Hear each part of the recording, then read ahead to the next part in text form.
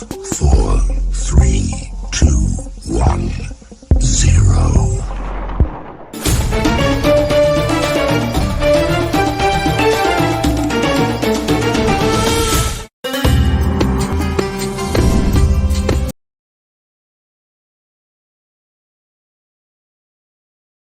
Ilmu yang dituntut Tuhan saya ini luar biasa, sangat banyak.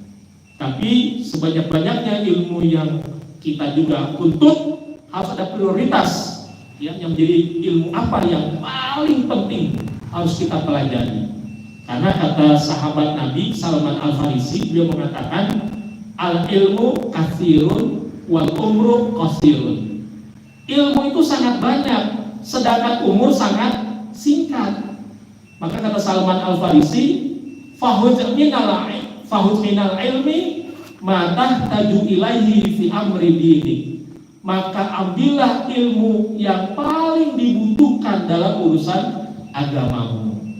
Jadi kita kalau mau belajar itu, boleh kita belajar berbagai macam ilmu, tapi paling tidak ada ilmu yang paling kita prioritaskan, yang harus lebih dulu kita pelajari.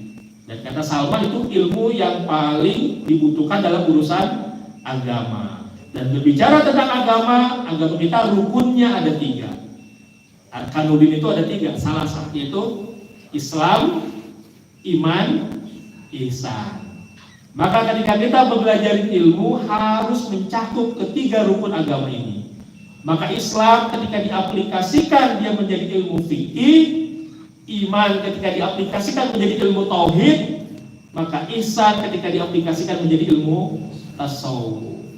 Maka sebagaimana di atasnya kedudukannya Islam, iman, ihsan itu setara, sepaket, sama pentingnya, sama perlunya, maka dalam tataran aplikasinya ya ilmu fikih, ilmu tauhid, dan ilmu tasawuf itu kedudukannya pun sama, setara, sepaket, sama pentingnya, sama perlunya.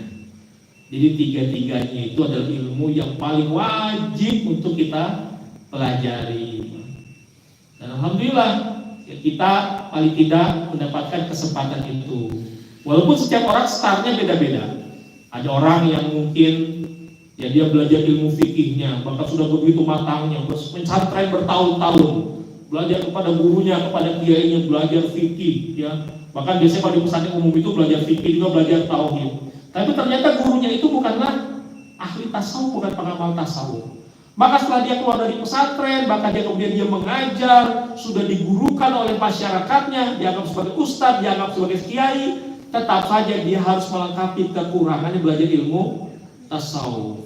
Ya, walaupun dia tadi sudah mapan dalam ilmu fikihnya, sudah hebat dalam ilmu tauhidnya, tapi harus tetap melengkapi dengan ilmu tasawuf. Sebaliknya ada orang yang mungkin dia nggak sempat ngaji, ya dia mungkin hanya seorang petani saja di kampungnya, tapi dia bertetangga dengan seorang ulama sufi yang dia suka ikut hadir di majelis-majelisnya, ikut mengamalkan zikir-zikirnya. Tapi dalam hal ilmu memang dia orang bodoh, bahkan mungkin cara berwudunya juga masih belum benar, ya cara ibadahnya masih belum benar.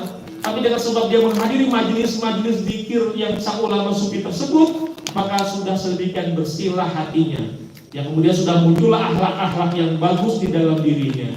Dia sudah menjadi orang pribadi yang begitu tenangnya, begitu santunnya, tidak pernah marah, tidak pernah melakukan maksiat, yang maka begitu bagus akhlaknya.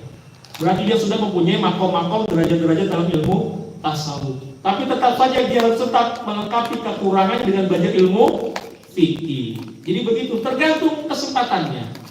Ya, jadi masing-masing orang startnya dari mana tidak menjadi masalah. Yang penting 3-tiganya harus dipelajari, ya, ilmu fikih, ilmu tauhid, dan ilmu tasawuf.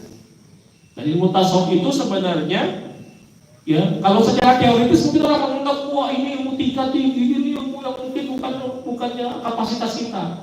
Itu kalau secara teori.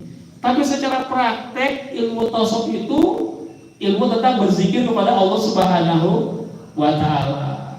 Karena ketika menjadi praktek, dalam prakteknya wacana ilmu tasawuf itu ketika menjadi amaliyah, kita mengenal dengan istilah thariqah. Thariqah itu adalah metode, cara, ya, cara bagaimana kita mendekatkan diri kepada Allah. Nah, thariqah juga banyak ini definisinya. Tapi saya melihat definisi yang paling bagus yang pernah saya baca, yang pernah saya dengar, itu apa yang disampaikan oleh Pak Sakwa Jejen.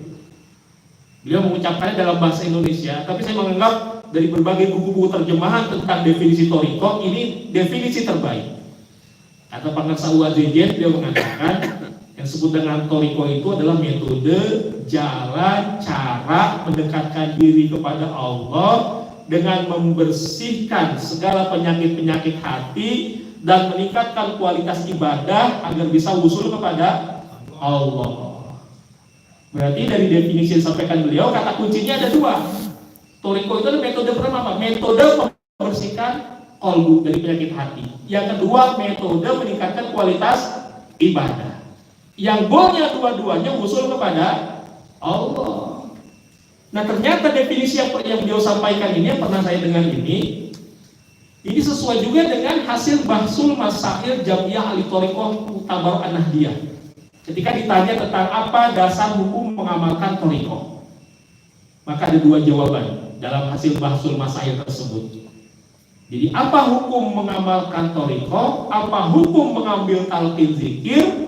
Maka jawabannya ada dua.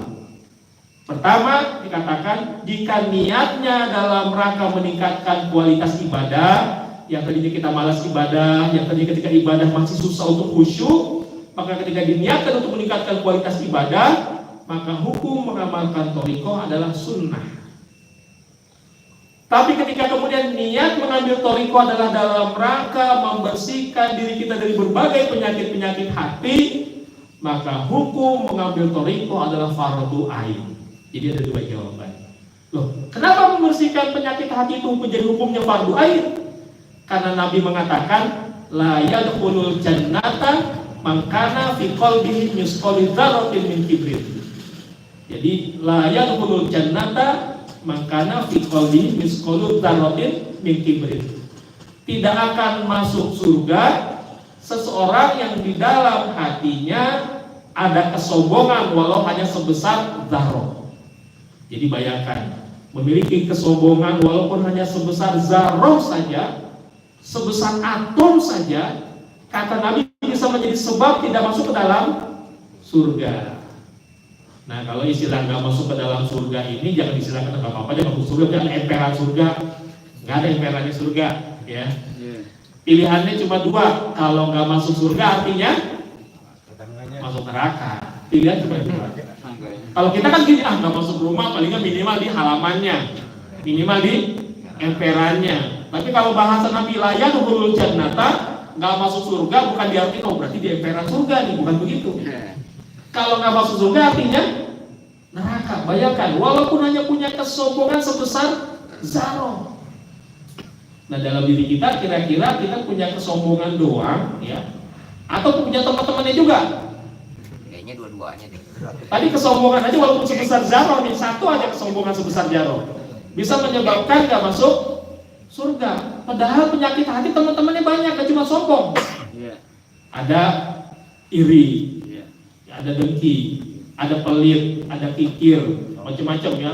Ada ujub, riya, macam-macam penyakit-penyakit hati. Dengan satu penyakit saja yang bahkan ukurannya kadar cuma sebesar zarah menjadi sebab nggak masuk surga. Karena itu betapa pentingnya kita membersihkan selalu diri kita, qalbu kita dari berbagai penyakit-penyakit hati.